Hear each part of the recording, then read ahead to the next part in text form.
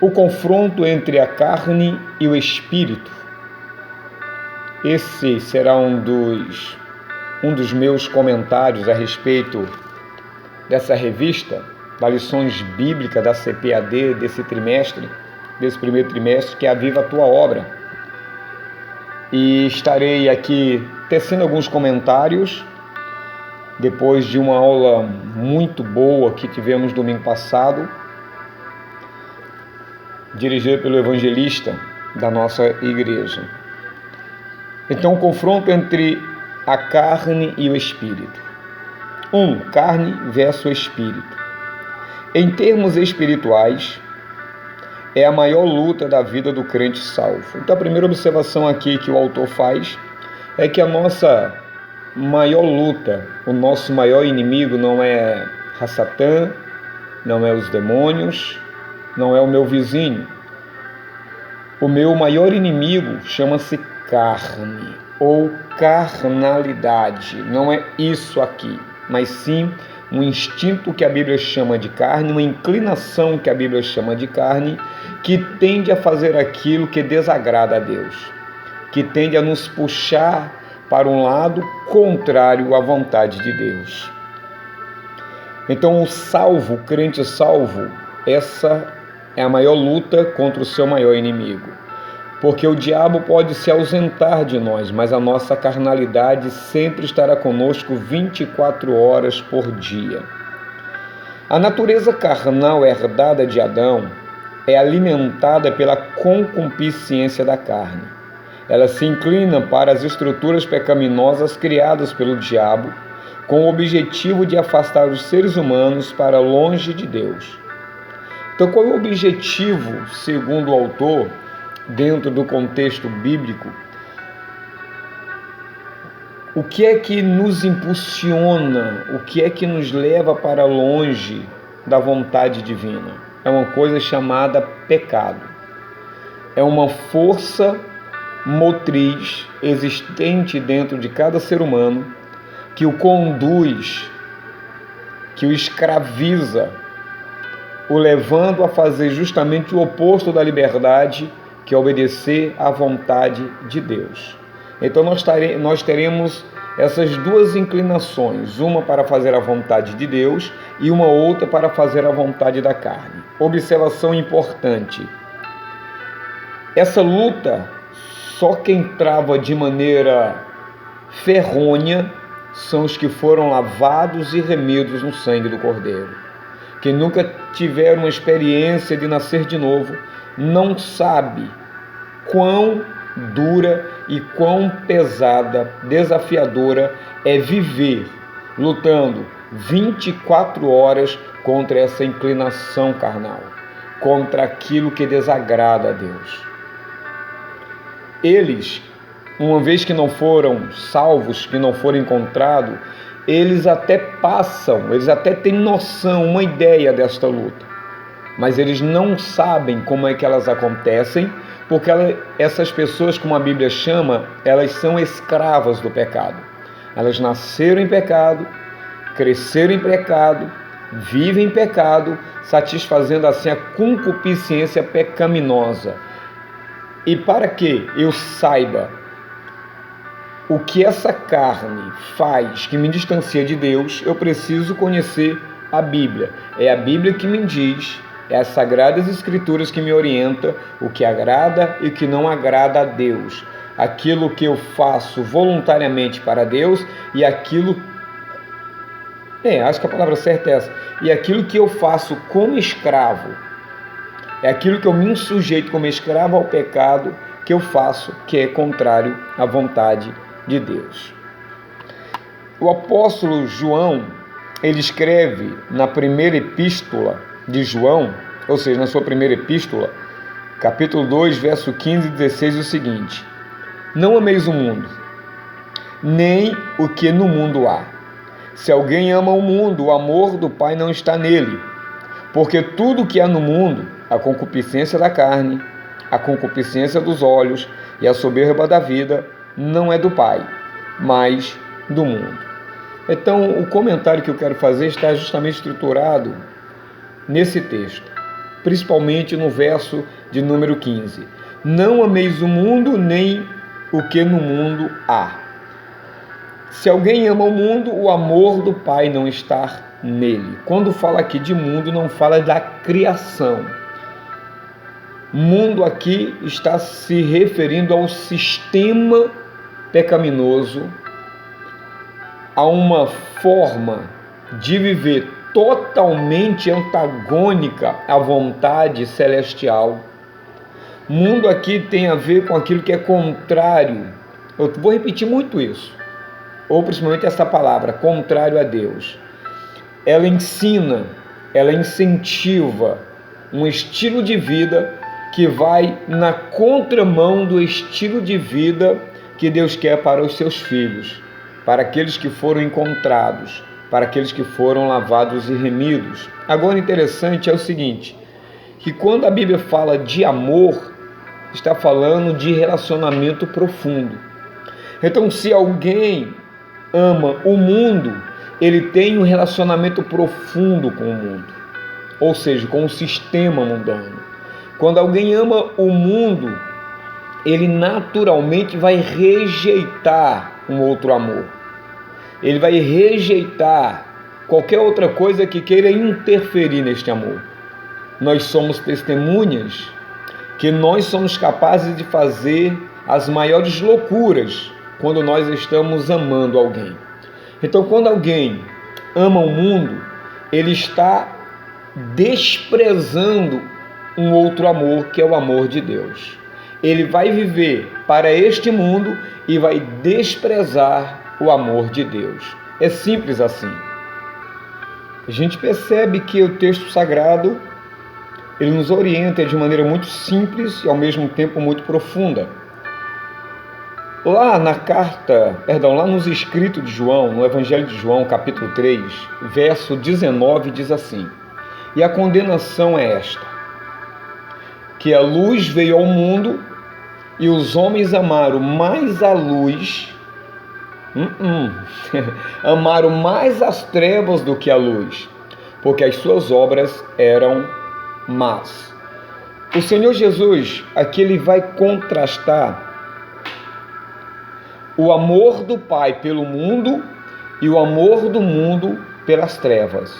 No verso 16, você conhece de cor e salteado, diz: porque Deus amou o mundo, ou seja, as pessoas que ali estão, a natureza que esses homens, que essas mulheres vivem. Deus amou o mundo, porque quando Deus restaura o homem, naturalmente restaura a criação. Que Deus amou o mundo, os homens, as famílias, as mulheres, de tal maneira que deu seu Filho unigênito, para que todo aquele que nele crê não pereça, mas tenha a vida eterna. O objeto do amor de Deus recebe desse Deus, por conta desse amor, a oportunidade de reverter a situação pecaminosa no qual ele está vivendo. Visto que todos pecaram e destituídos, carentes estão da glória de Deus. E que todos que nascem pecados estão debaixo de ira, como diz Efésios capítulo 2, versículo 3, se eu não estou equivocado. Então Deus amou o mundo, então ele prova o seu amor enviando o seu Filho, para que todo aquele que nele crê, ou seja, crê no Filho, também crerá no Pai, porque o Filho é a prova do amor de Deus.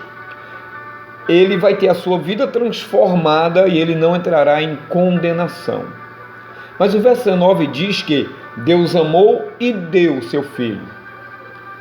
E no verso 19 diz que a condenação é a seguinte: daqueles que não querem receber este amor, nem querem viver e nem permanecer nesse amor. É porque eles amaram mais as trevas do que a luz. Eles tiveram uma paixão maior, uma devoção maior pelas trevas, pelo sistema mundano, por aquilo que agride o coração de Deus, que afronta a sua lei, que afronta os seus sentimentos, porque eles se envolveram, eles se identificaram, eles se aprofundaram neste amor com as trevas. Eu quero trazer mais um texto para te ajudar a compreender isso melhor. O texto que eu quero trazer para vocês se encontra no Evangelho de Lucas, capítulo 16, verso 13, que diz assim: nenhum servo pode servir dois senhores, porque ou há de odiar um e amar o outro, ou se há de chegar a um e desprezar o outro. Não podeis servir a Deus e a Mamona. O contexto aqui está se referindo à questão das riquezas, o amor pelo dinheiro, que é a raiz de todos os males. Não o dinheiro, mas o amor ao dinheiro faz com que o homem perca a sua cabeça. Se ache super-homem, se ache mais capaz do que os outros. Mas o que eu quero trazer aqui é o seguinte, que quando eu amo o mundo, com certeza eu vou desprezar o amor de Deus e tudo aquilo que está envolvido neste amor. Se eu amo a Deus, por sua vez, eu também vou rejeitar tudo aquilo que o mundo está me oferecendo. Eu vou me dedicar mais a Deus. E me dedicando mais a Deus, naturalmente, eu vou agradar o seu coração, eu vou fazer tudo para chamar a sua atenção, para estar perto dele, e por sua vez estarei me distanciando mais do mundo, ou seja, do sistema pecaminoso. Estarei tomando todos os cuidados necessários para não pecar, para não desagradar o meu Senhor. E ao contrário também é verdade. Ou eu vou me achegar a um e desprezar o outro, ou eu vou me entregar a outro, eu vou me doar, eu vou amar o outro e não amar o outro. Ou seja, eu vou amar um e odiar o outro, naturalmente. Então perceba que o texto diz, porque ou há de odiar um e amar o outro. Quando eu amo a Deus, eu tenho que odiar o sistema mundano. Eu tenho que detestar o pecado. Eu tenho que fazer de tudo para não cometer atos pecaminosos. Por quê? Porque eu amo a Deus. Por outro lado, se eu amo o mundo, de tal maneira, eu vou desprezar a Deus. Eu vou fazer tudo aquilo que o mundo quer. Eu vou fazer tudo que o mundo dita. Eu não vou dar atenção nenhuma, nem para Deus e nem para aquilo que se refere a Ele. Isso é muito importante pelo simples fato de que o texto diz assim, voltando à revista: não ameis o mundo nem o que no mundo há. Muito interessante isso. Não ameis o sistema no mundo e nem aquilo que ele está te oferecendo que é contrário à vontade de Deus. Não ameis. Aí ele diz: se alguém ama o mundo, o amor do Pai não está nele. Olha que interessante. Se alguém ama o mundo, o amor do Pai não está nele. Por que eu estou enfatizando isso? Porque quando você ama, quando você se entrega profundamente a esse amor, você se identifica com aquela pessoa. O objeto do seu amor, quando é amado por você, você se conecta com ele a ponto de ser um com aquele ou com aquilo que você ama. Por isso que o amor ao dinheiro, aquilo que te conecta com ele, aquilo que te faz um com ele, quando você ama o seu Senhor, você se torna um com ele. Você não pode servir a Deus e as riquezas, porque você se conecta, você se torna um com aquele objeto do seu amor. E essa identificação que é tão profunda, que te torna um com o outro, faz com que o amor do outro que você está rejeitando não se desenvolva em você e não chama a sua atenção e não permite que você seja um com aquele outro. E o amor do Pai não está nele. Ou seja, Deus ama. Mas uma vez que eu rejeito esse amor por conta do mundo, aquilo que Deus tinha, aquilo que Deus é, aquilo que Deus promete, tudo aquilo que está em Deus, não estará em mim. Porque eu rejeitei. O amor do Pai não estará nele. Vou repetir. Se alguém ama o mundo, o amor do Pai não está nele. E o que me faz saber que o amor de Deus está em mim? Simples. Vamos ler Romanos capítulo 5. Romanos capítulo 5, também o verso 5 diz: e a esperança não traz confusão, porquanto o amor de Deus está derramado em nossos corações pelo Espírito Santo que nos foi dado. Olha que preciosidade. Uma vez que eu me envolvo nesse amor de Deus, visto que Deus é amor, uma vez que eu me identifico, uma vez que eu me torno um com Ele, eu recebo algo precioso dele, que é esse Espírito em mim, e esse Espírito Santo me torna um com Ele. Então tudo no mundo fica de lado. Qualquer coisa relacionada a pecado e aos pecados, eu não me deixarei convencer, não me deixarei guiar, não me deixarei escravizar, porque eu estou amando a Deus, Deus está me amando e nós nos tornamos um através do seu Espírito. Por isso que o verso 1 diz assim, olha: tendo sido, pois, justificados pela fé, temos paz com Deus. Uma vez que aceitamos a Cristo como nosso Salvador, através dos seus méritos, quando retornamos a Deus através do caminho que é Cristo, que é Mashiach, que é o Senhor Yeshua, nós somos reconciliados com Deus. E quando nós somos reconciliados com Deus, nós somos porque o seu amor nos atraiu. Cordas do seu amor nos envolveu. Nós fomos abraçados pelo seu amor. Nós fomos arrastados até a sua presença. E agora estamos correspondendo a Ele, estamos correspondendo a este amor, e agora, reconciliados com Ele, nós nos tornamos um. Olha que coisa fabulosa, que coisa extraordinária. Por isso que o amor do Pai não está nele. Quando? Quando alguém ama o mundo. Eu não posso amar o mundo, o sistema, e amar a Deus ao mesmo tempo.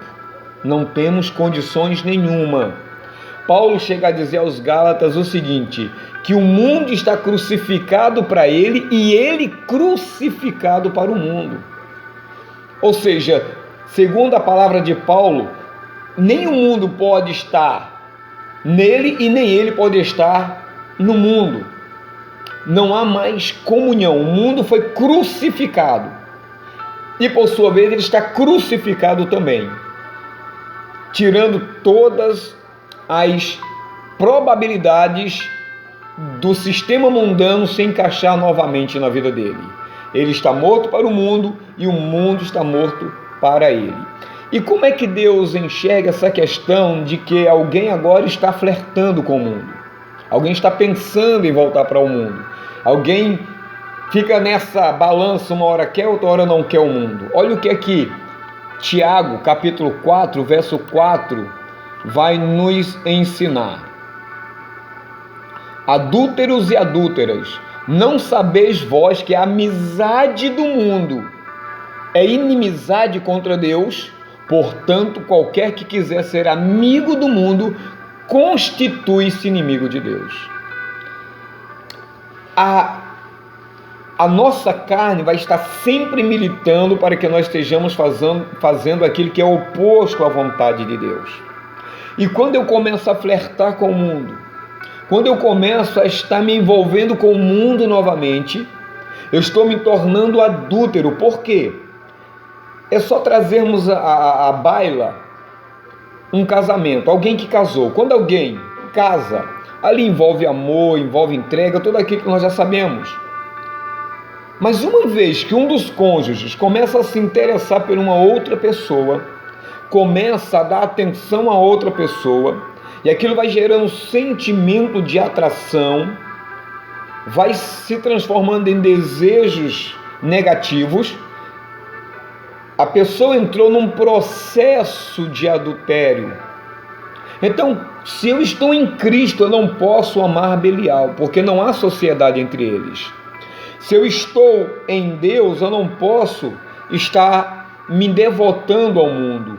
Se eu amo a palavra de Deus, se eu amo a Torá, se eu amo a lei, tudo aquilo que envolve a Bíblia, que me conecta com Deus, o que faz com que eu ame, como Jesus disse, aquele que tem os meus mandamentos e os obedece, este é o que me ama. Eu, uma vez agindo dessa forma, noivo, como igreja de Mashiach, totalmente conectado, reconciliado com Deus, e agora eu estou desfocando, eu agora estou me desviando, agora os meus ouvidos, a minha atenção está ficando dividida. Aqui tem um conselho do nosso querido Tiago: adúlteros e adúlteras, não sabeis vós que a amizade do mundo é inimizade contra Deus, porquanto qualquer que quiser ser amigo do mundo constitui-se inimigo de Deus. Olha, um texto, um tópico, eu nem terminei esse tópico ainda, mas tão profundo, tão maravilhoso, tão gigantesco. E termino esse primeiro comentário, desculpa com o efeito sonoro, é que eu estou em casa, tá, queridos? Então não fique preocupado com esses barulhos, que é natural, tá? Como em qualquer residência, quando nós estamos gravando. Então olha o conselho de Paulo, de Tiago: adúlteros e adúlteras, não sabeis vós que a amizade do mundo é inimizade contra Deus? Portanto, qualquer que quiser ser amigo, é só desejar ser amigo do mundo, automaticamente se constitui inimigo de Deus. Porque tudo que há no mundo, nesse sistema pecaminoso, é concupiscência da carne, concupiscência dos olhos e a soberba da vida. Não é do Pai, mas do mundo. Isso é muito interessante. Então termino agradecendo essa oportunidade de você estar me assistindo. Existem outros textos que você deve ter pensado, que deve ter vindo à sua memória à medida que eu estava lendo isso aqui. Mas a priori é o suficiente, tá? Eu vou fazer um outro comentário de uma outra passagem e espero por você daqui a pouco. Peraí, tem uma coisa interessante que eu ia comentar quando o meu cachorro latiu. Quando você está amando, quando você está nesse relacionamento, as suas características, elas são transformadas. Meu Deus, eu esqueci, isso não podia. À medida que eu estou amando a Deus, todas as características divinas será naturalmente transmitida para a minha vida. À medida que eu estou amando a Cristo, as suas características vão ficando impregnadas na minha vida. À medida que eu vou amando o mundo, as características mundanas também vão ficando impregnadas em mim. E é por isso que eu não posso deixar de ressaltar a carta de Paulo aos Gálatas, no capítulo de número 5, só a nível didático, só para ficar como texto sagrado lido. É importante nós entendermos o seguinte, aqui a partir do verso 19. Porque as obras da carne são manifestas, quais são? Adultério, fornicação, impureza, lascívia, idolatria, feitiçaria, inimizades, porfias, emulações, iras, pelejas, dissensões, heresias, invejas, homicídios, bebediço, glutonarias e coisas semelhantes a estas, acerca das quais vos declaro, como já antes vos disse, que os que cometem tais coisas não herdarão o reino dos céus. Essa é uma das características daquele que ama o mundo, que são apresentadas, que são colocadas à vista das pessoas que estão ao seu redor. Então, quanto mais a pessoa ama o mundo, mais essas características se intensificam e ficam mais fortes dentro da pessoa. Olha que interessante. Ao contrário também é verdade. À medida que você se entrega ao amor de Deus, as características divinas passam a fazer parte da tua vida. Por isso que eu termino dizendo: mas o fruto do Espírito é amor, gozo, paz, longanimidade, benignidade, bondade, fé, mansidão e temperança. Contra essas coisas não há proibições, não há lei. Gostou? Não deixe de dar o seu like, de compartilhar e também, se não é inscrito, se inscreva no nosso canal, tá bom? Shalom, vrahá, paz e bênção, e até o próximo comentário.